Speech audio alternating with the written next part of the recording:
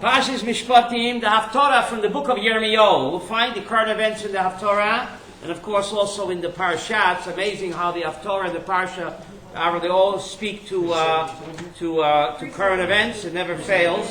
But look at the Haftorah from Yirmiyahu. Haftorah is Mishpatim from Yirmiyahu. What's the connection? The Parsha begins with laws of Jewish slaves. That every person has to have freedom and dignity.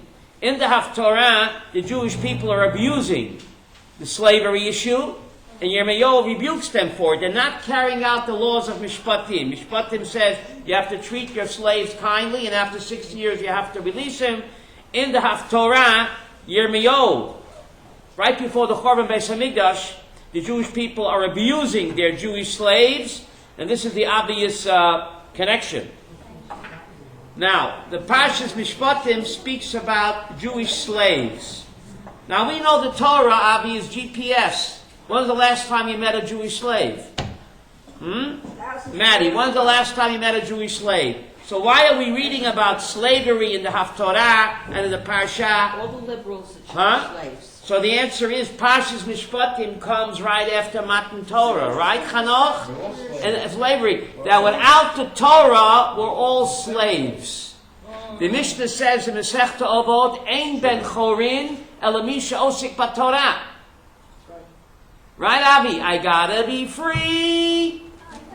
Because otherwise you're addicted to your Yetzer Hara, whether it's drugs, whether it's internet, Facebook, gambling. So we're all an Eved Ivri. All of us to a certain degree are an Eved Ivri unless you free yourself throughout Matan Torah. So therefore, right after Matan Torah, what parsha do you have? Jewish slaves. That without Torah, we are all enslaved to our, whether it's what, tobacco or drugs, we're a slave. What about consumerism? Consumerism, secularism. I have brainwashed. Right? So if you want to get rid of your Eved Ivri, buddy, you study Parshas Mishpatim and Yisro. Therefore they come together. Matan Torah will free you from being an Eved Ivri. Who's Eved Ivri? The guy in the mirror. In my poem. The guy in the mirror is an Eved Ivri. In my poem on Mishpatim. Right. Brainwashed. That's right, brainwashed by Facebook or slavery. Brainwashed, freedom squashed. Right, by CNN. That's good. CNN. So anyway, look at the Haftorah, Avram. See that? The word of Yirmiyahu. Hashem spoke to him after King Tzidkiyahu sealed a covenant with the people in Jerusalem to proclaim freedom for them. Tzidkiyahu was the last king of Judah. And the Churban happened, Mickey, under his watch. And him and his people were abusing Jewish slaves. They were not letting them go free after 6 years. So they said that what? They're going to do tshuva. Pasuk 9, Pasuk 9, Avram, they're going to do tshuva, that every person should let go his eved and his female slave, right? So that no man should enslave his fellow Jew. See the word Yehudi, Yehudi, you see that? No man should enslave his fellow Jew. That after 6 years they have to go free. So it looks like they did tshuva, Avram, right? They did tshuva. Pasuk 10, all the leaders and the people who entered in the covenant, they listened. Every man should send forward his what? Slave, not to enslave them further. After 6 years you must what? Release them. They listened and they sent them home. Baruch Hashem, they did tshuva, right? So far, so good, right? But look, they did. But then, look at Pasuk 11, buddy. But then they reneged. Pasuk 11, they reneged. Why did they renege? They saw the dishes pile up in the kitchen sink. They saw the laundry pile up. They saw the toilet is very dirty. Who's going to clean the toilet and do the laundry? The wife. Right? So what did they do? Verse 11. They enslaved them again. They brought them back. Not good. Not good. God became very angry in verse what? 13. Hashem. God became very angry. And what did God say in verse 13? Hashem Anoichi karati brit et avotechem. Anoichi, Anoichi Hashem Elokecha, I took you out of the land of Egypt. I took you out from the house of slaves. Now you want to enslave your fellow Yidden? You know what it's like to be a slave.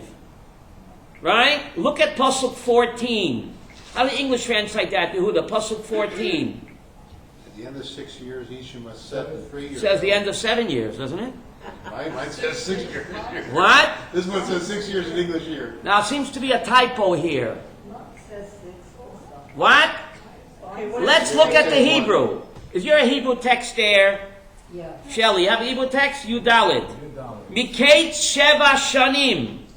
Avram, Mikate Sheva Shanim Tishalchu Ishet Achiv Ivri. Mine says 7. The end of 7 years, right? But that's not true. We know an Evet Ivri goes free at the end of 6 years. Mine says 6. But look at the Hebrew. Mikate Sheva Shanim. Like in Hebrew it says 7. Mikate Sheva Shanim, at the end of 7 years, Tishalchu Ishet Achiv Ivri. Each of you shall send free his Hebrew brother. Va'avot Choshei Shanim, he should serve you what? 6 years, and then send them free. So the word Mikates usually means the end, Yehuda, but this is a good lesson for your new Ulpan class. Please, Yehuda. No kawiki dinky, starting an Ulpan class. Mikate Sheva Shanim. Metzudas points out that usually the word Mikates means what? Yehuda, end. But here it can't mean the end. Because Jeremiah cannot contradict Parshas Mishpatim. Parshas Mishpatim says the slave goes free at the beginning of the 7th year. So Metzudas points out that the word Mikates, which usually means the end, over here it means what? At the beginning of the 7th year, send them out. It could also mean at the end of the 6 years. But it doesn't say, it says Mikates. Well, that's how they translate but look it. at the Hebrew. Look at that's how they translate it. I don't get it translate. This one, they say the Mikates could be. But look at Art Scroll. What Mikates you're talking about? Mikates could be at the end of Evelyn, the 6 years. Art Scroll says at the end That's of how 7 they years. translate it here. They translate it at the end of 6 years. But the Mikates text still says Mikate Sheva Shanim, right, so that's why they which don't. Metzudas says means The end of at the beginning of the 7th year. Send them free. What's the same thing? The end of the 7th year, the beginning of the 7th year. I didn't say it's the same thing. The end of the 6th I said that's Beginning of the interesting. 7th. What's the difference? Now it's very, In the same sentence, let me read you the same sentence. yeah, 14. At the end of 7 years, each of you shall set free his Jewish brother. That's not who will true. be- It's not wait, true. wait. It's in the same sentence. Who will be sold to you. He shall serve you for 6 years, and then you shall set him free yourself.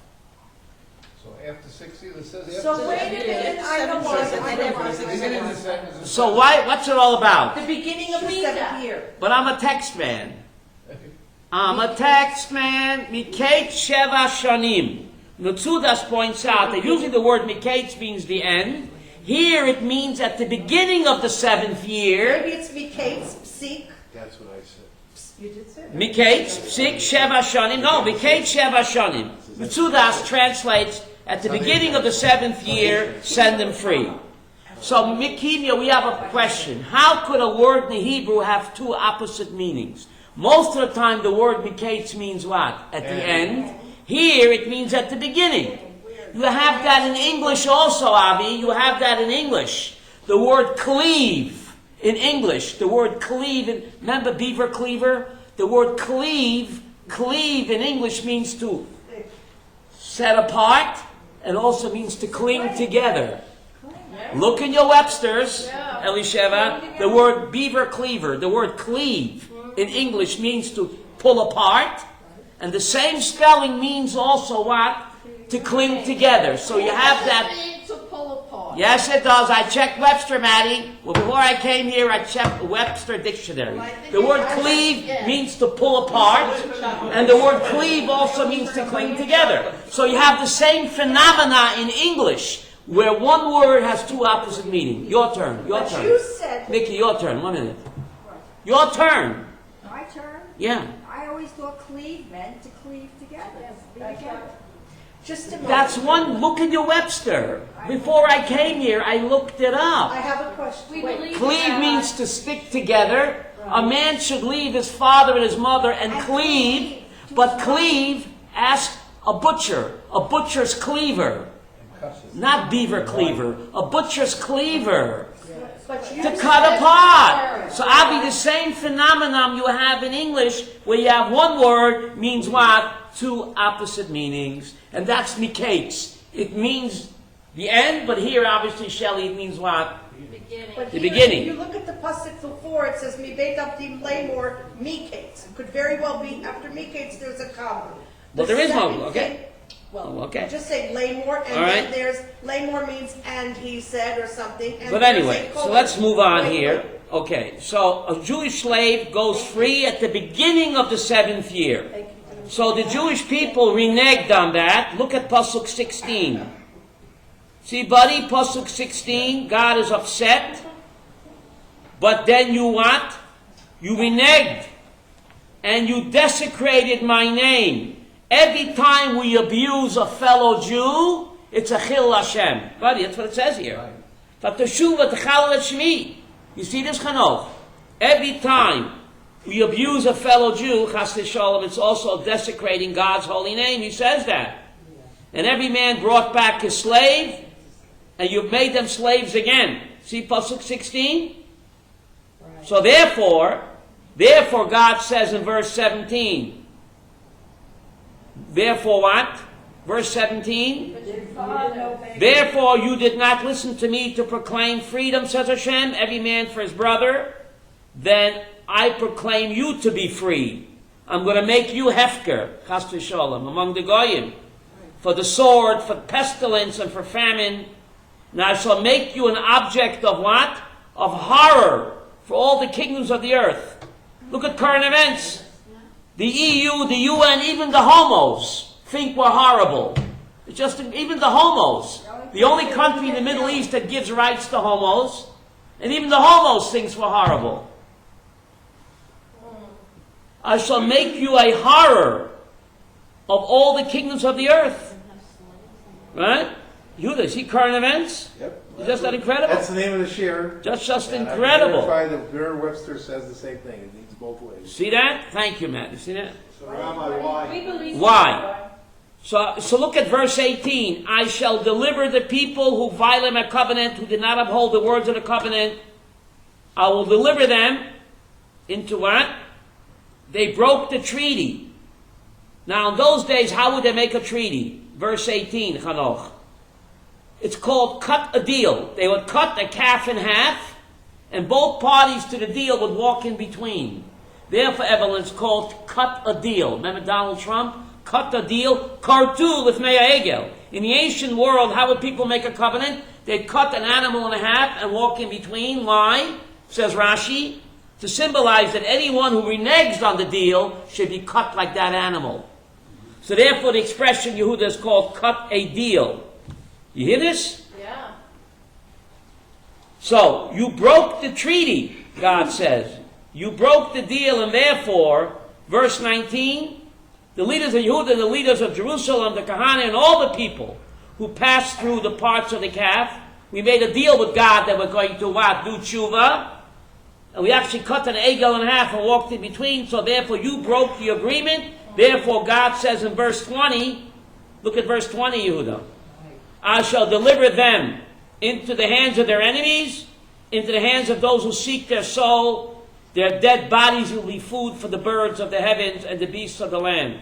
So why did the Churban come? Yehuda, if you look in we're in Yuma, page 9, the Churban came for the 3 cardinal sins. But here it says something else. Here it says something else. Yehuda, verse 21. Got it. And I shall deliver Tzidkiyahu, the last king of Yehuda, and his leaders into the hands of their enemies and into the hands of those who seek their soul, into the hands of the Babylonian army.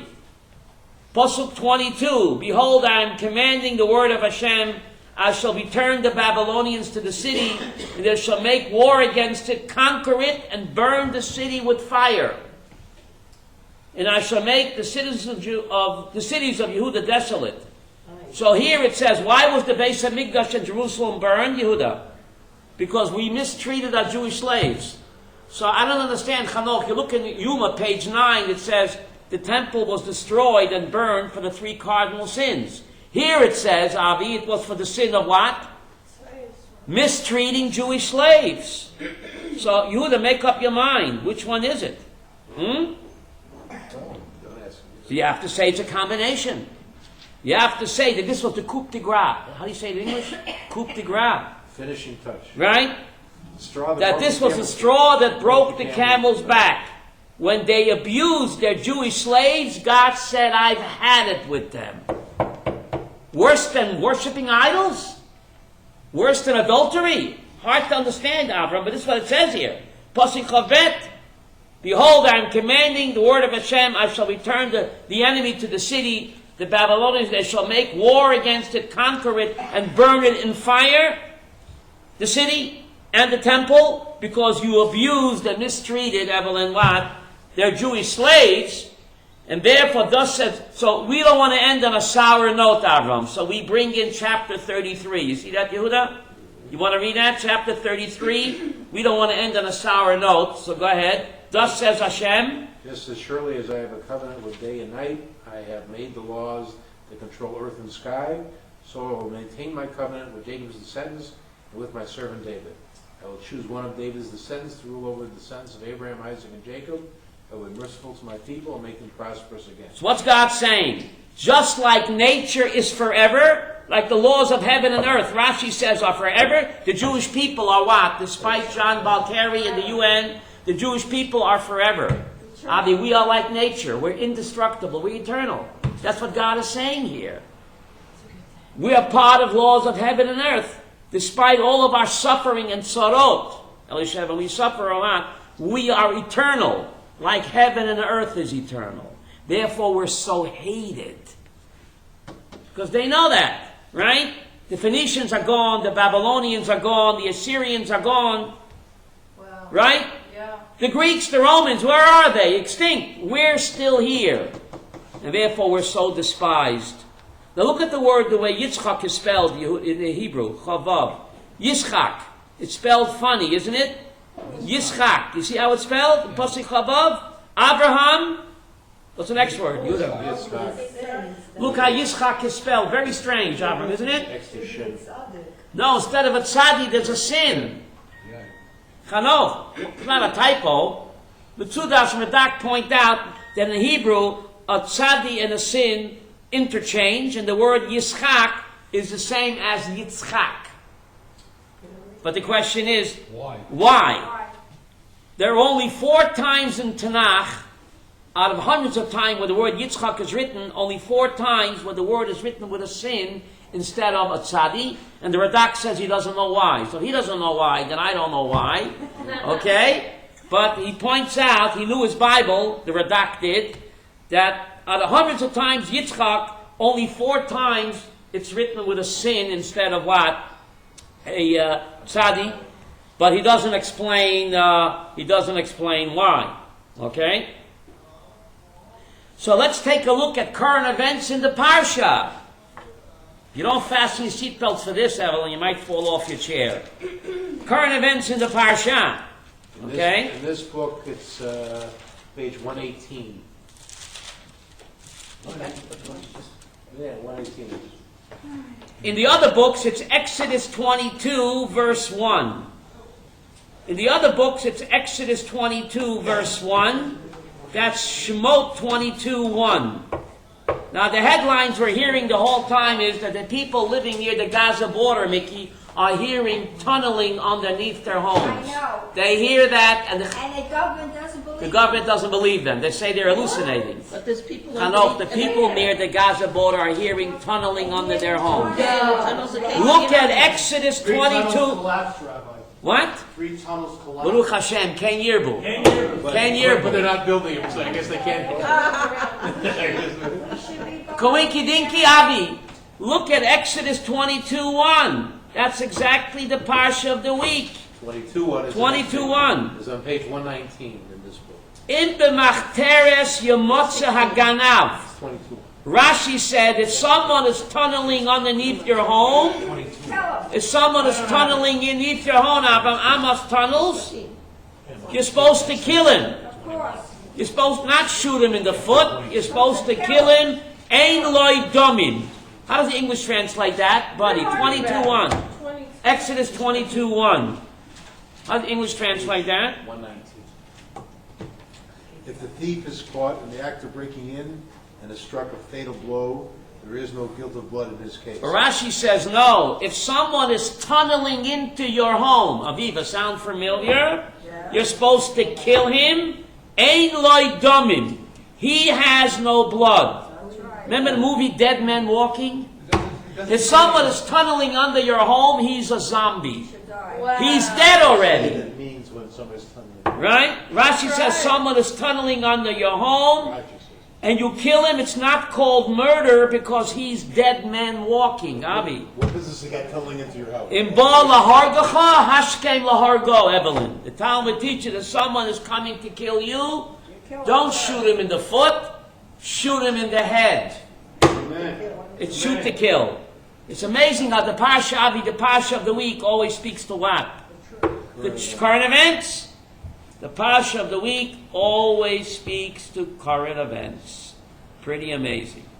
Someone breaks into your home, ein loy damim, he's a dead man walking, and you're supposed to kill him because he's already dead.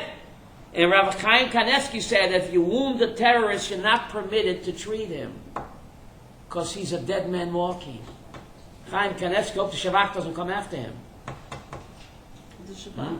No? Treat them first. Right? Unbelievable. Where did that come from, Rabbi? Treat the victimizer before the victim? Yeah, it's Where does crazy. that come from? It comes from... Oh, God, Netanyahu has been corrected by Obama. It's called perverted values. So he's acting. It's called Olam Hafuch Ra'iti. You know what that means? Upside down world. Olam Hafuch Ra'iti, it's called what? An upside down world, unfortunately. Now the Zohar Kodesh, and this Parsha says something incredible. You go to Exodus 21:1, back to Exodus 21:1, the beginning of the Parsha. What does Mishpatim mean? Mishpatim means law, justice, Mishpat. So the Zohar points out, Mickey, the entire Parsha speaks about Miskenim. How do you say that in English? Miskenim. Nebuch people. Poverty-struck, slaves, Yotam, Almana, people who their lives are broken. The whole Parsha is about Miskenim. Look at it. So the Zohar says, where is God's Mishpat? Why is this person have to be Leilani Almana, Ayotom, poverty-struck, so poor he can't even feed himself, he's forced to what? Sell himself into slavery, degradation. The whole Parsha, Chanoch, is speaking about Miskenim. How do you say that in English? Pathetic people.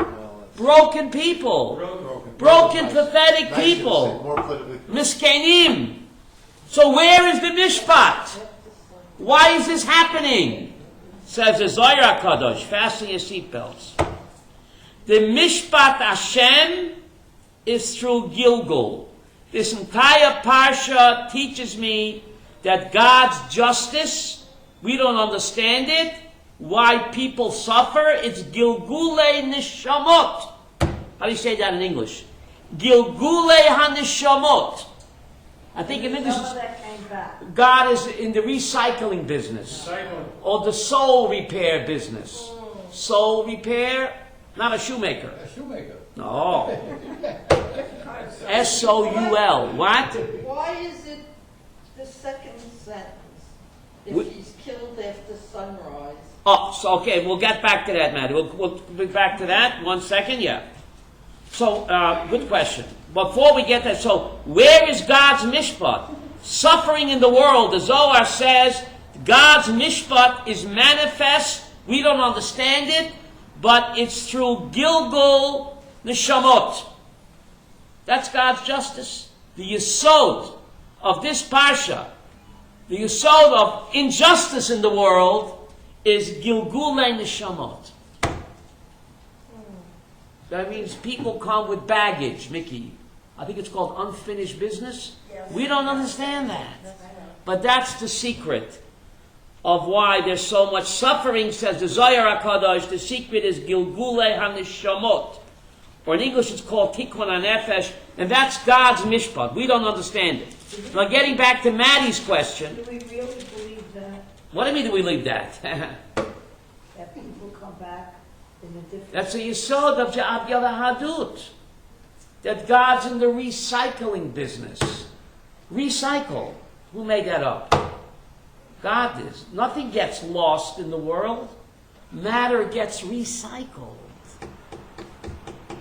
Everybody... Gilgal. I understand. So that's the secret to suffering. We don't understand it. Where's the word for suffering? Is that not this? No, the word mishpat. But the Zohar points out, how do you call the Parsha Mishpatim, which means God's justice, when the Parsha seems to be full of miskenim, suffering, widows, orphans, broken people, downtrodden, poverty-struck people? Why is this happening? So the Zohar says that God's justice is manifest through Gilgulei HaNishamot. That's called Tikkun HaNefesh. Okay? We don't understand it, but we know one thing, says the Zohar. This world is a humongous hospital. In a hospital, there's a lot of suffering. But the suffering is to make you better. This world is a humongous hospital. We all come down to get cured. If you choose to see. Right? Yeah. But in a hospital, sometimes the cure is what? Very painful. So the Zohar says this world is a gigantic hospital, and when the person gets cured, he what? What? He goes home. He goes home. Oh, that's good. So, we don't know that. It doesn't look like this world is a hospital. You don't overstay, as long as it's necessary. And sometimes a hospital stay can be very painful. But it's not a punishment, it's the tikkun hanefesh. You can't always get what you want, Fix the soul. but you fix the soul, but you get what you need, right? So getting back to Maddie's question. Maddie asked a very good question. You're getting back to Exodus 22, verse 2. Yeah. So someone is tunneling into your home to terrorize you. You're supposed to kill him because he's dead man walking. Pasuk 2 says, how does the English translate that, Maddie? 22:2. It says after sunrise he is struck dead. No, read the whole verse. 22:2. It says, but after sunrise he is struck dead, there is blood guilt. Right. That means if you kill him, if the sun rises on him, what difference does it make? I don't know. Good thing. The answer is you can't understand the written Torah, Chanoch, without what? So Rashi quotes the Talmud, this is only a mashal. How do you say a mashal in English? Example. A metaphor. Example. If it's clear to you as the what? The sun shining, that this person is not going to kill you. Otherwise he would have did it at night. If that person is not going to kill you, if it's clear to you as the sun is shining that that person is not going to kill you, then you're not allowed to kill him. If you kill him then, it's murder. What are you going to say? Hello, are you trying to kill me? Let's have a cup of coffee and let's talk it over. You just want to terrorize me, or you just want, can we talk it over? You can only I want to counsel you. Maddie, what does it mean? I'm glad you came today. So the Rambam, learning this Gemara in Bava Kama, how can you be sure, as the sun is shining, that this guy is not coming to kill you? And if you kill him, then it's murder. The Rambam says that's the only case possible is when a father breaks into the home of his son. In such a case, you can be sure that the parent, no matter what happens, will not going to kill the son. Then if the son kills the father, only in such a case, Chanoch, is it murder. That's not true. There's a guy who beat his wife up. 1 minute. Let me finish, then you'll talk. The Rambam says that this halacha, as the sun shines, a metaphor, only when a parent tunnels into the home of a son, a child, only then, if the child kills the parent in the act of breaking in, the child is guilty of murder. Because only in such a case you know that a parent will never kill a child. The other way around, For sure. the other way around, Yeah. the other way around, The child will Remember Marvin Gaye? You know, remember Marvin Gaye? I heard it through the grapevine. He broke into his father's home to burglarize him, and his father shot him dead. No. You never heard Marvin Gaye? I heard it through the grapevine.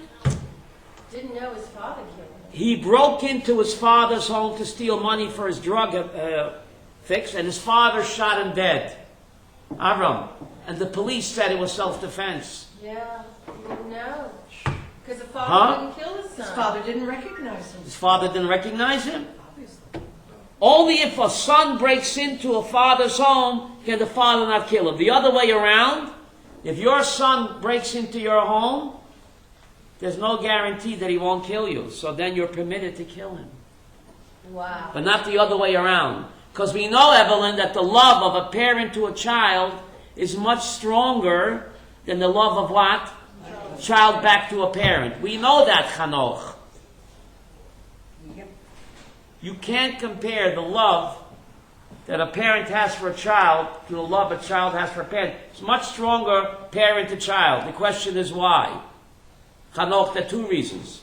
Parents are always giving to their children. Giving, giving, giving. It's human nature. If you give, you become very attached to the person that you're giving to. Parents are always giving to their children. Constantly. So therefore they're so attached. Children are always taking. So their love is not as strong. So there's no guarantee that Marvin Gaye would not kill his father. And therefore the police said he was justified. That's the halacha. And reason number two, Chanoch, why a parent's love for a child is much stronger. The first human couple, Maddie, had no human parents. Think of it. Did Adam and Chava have human parents? They did not. They didn't have any in-laws either. So, Shelley, all of their love they gave to what? Their kids. So, therefore, it's natural that parents love their kids much more because the first human couple had no human parents to love. So all of their love was directed and channeled to what? To their kids. And that's the way it is now. So those are the two reasons why parents love children much more than what? Children love their parents back. But Elijah's going to change What? that. Elijah, when he comes back, is going to change that. Elijah's going to change that? Turn the hearts of the children back to their father. That's the prophecy, right? He's going to reconcile families. Can't Can't we all get along? Who said that? Before Rodney King. Can't we all get along, right? Avram, we can all try to get along. But unfortunately, that's the way it is. Now, in the Parsha, Exodus 21:6, if the Jewish slave doesn't want to go free after 6 years, he likes it. Exodus 21:6. Avram, you have that? The Jewish slave doesn't want to go free after 6 years. What happens then? His master takes him to the court and he drills his ear. Yeah. And then he works until the Jubilee. Why does he drill his ear? I'll tell you why. Why? Because a person that heard the Torah given at Mount Sinai and still prefers a human to be with the human rather than Hashem and not follow his laws, you have to drill him. Very good. That's good. So why not drill him at the beginning of 6 years? Chanoch, why wait? Because he's not. Because he's a Let's see what Rashi quotes the Midrash. The ear that heard, don't steal. And he went and he stole.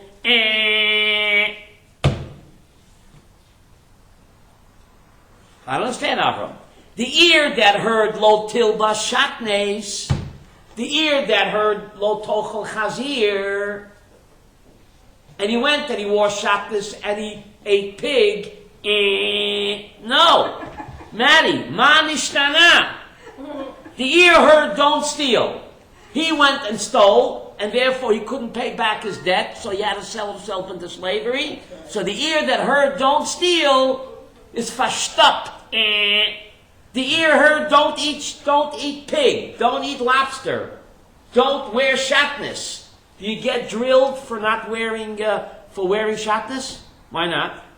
The same ear that heard don't steal, heard don't wear shatnez, and don't eat pig, and don't eat lobster. The same ear, heard of Har Sinai. You don't get drilled for that. Mickey, you with me? So that's someone that got sold for stealing. What about a guy sold himself on his own? Like Mickey said, the ear that heard at Har Sinai, the Jewish people are what?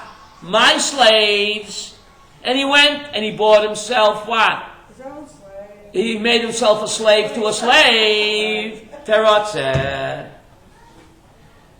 Right? You heard at Har Sinai, the Jewish people are my slaves. God is our master. You took a human master. You didn't hear good? He's so cute. I don't understand. What about the rest of the Torah? Huh? The ear that heard what? Put on tefillin, and he didn't put on tefillin. No. What's the secret over here?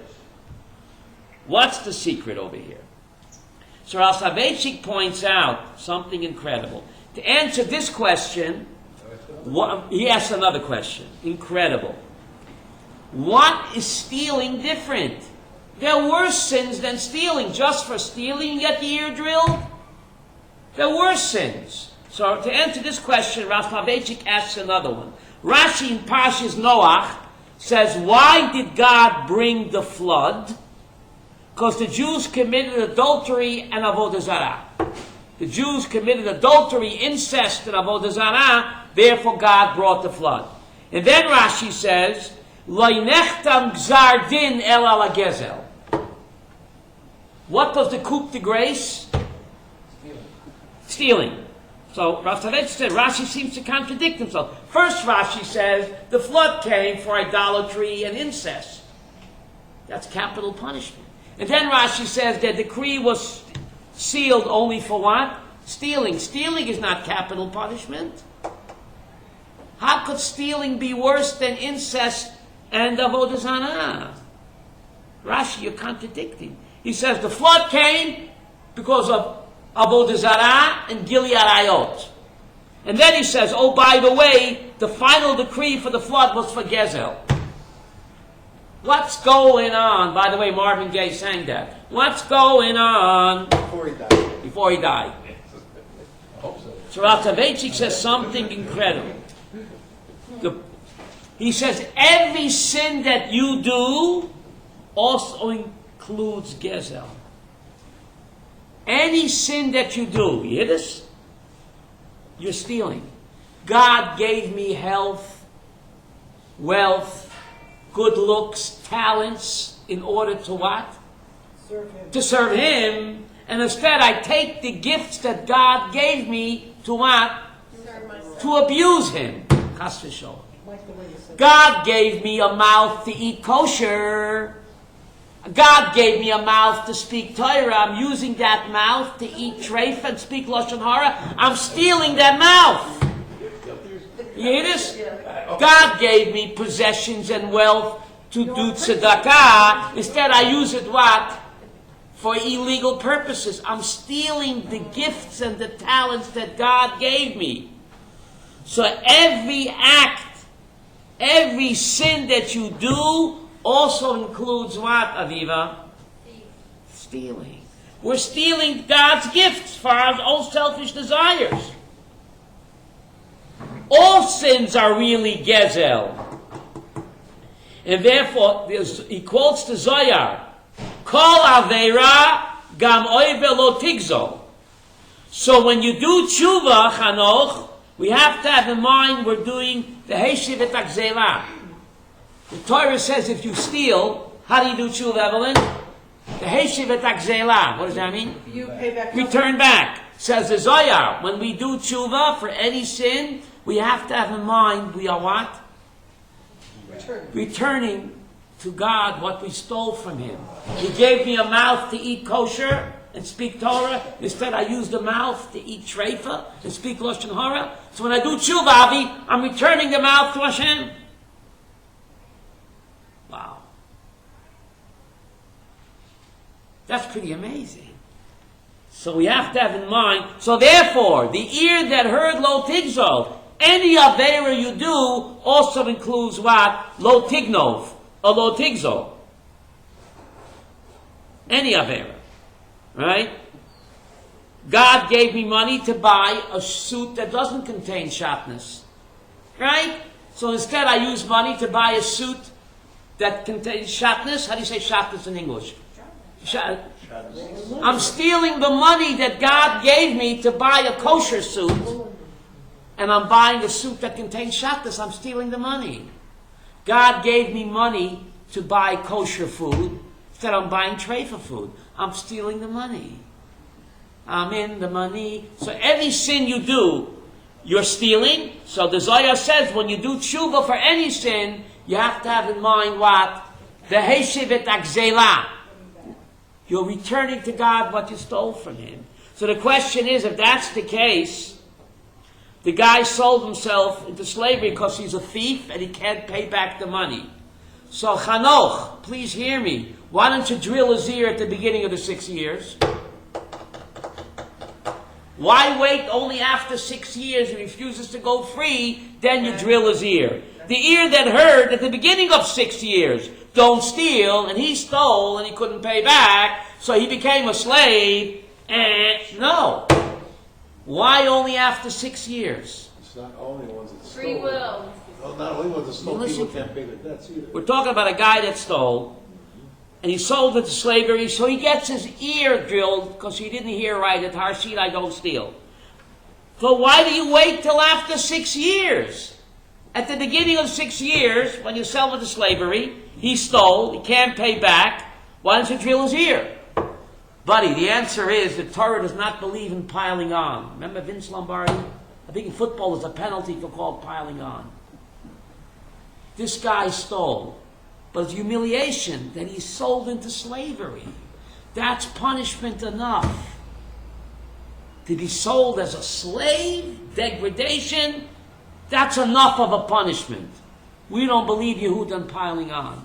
But after 6 years, if he says, "But I like it here. I like my master. He's good to me."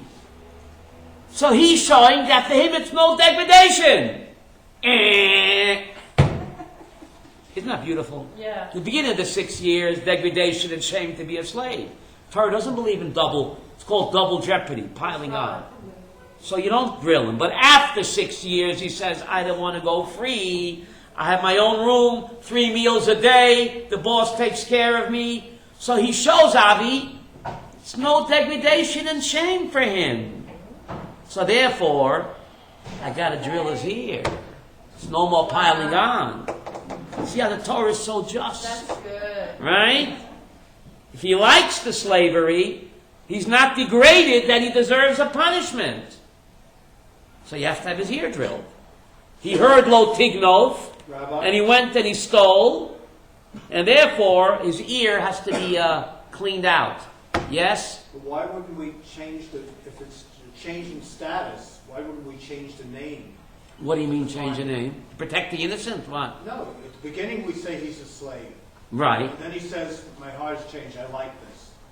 So then he's making the choice to why stay don't as a we slave. change the name?